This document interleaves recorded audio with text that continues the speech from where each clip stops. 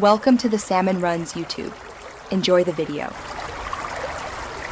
You start by powering down and unplugging the Xbox. This avoids shorts. Once done, remove the hard drive and faceplate so you can access screws.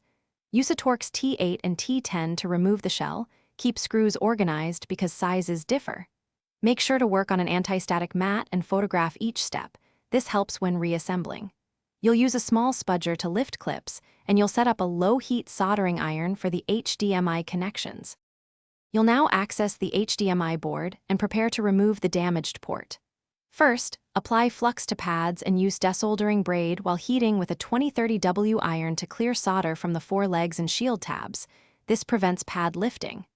Once free, lift the port gently to inspect pads and vias.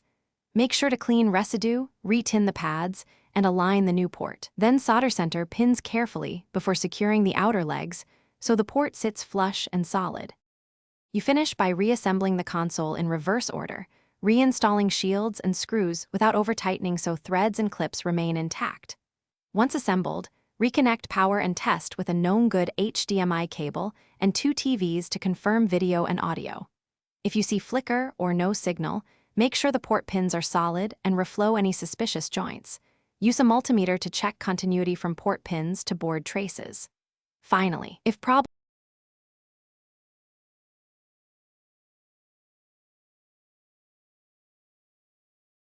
Thanks for watching. Consider subscribing if we helped you.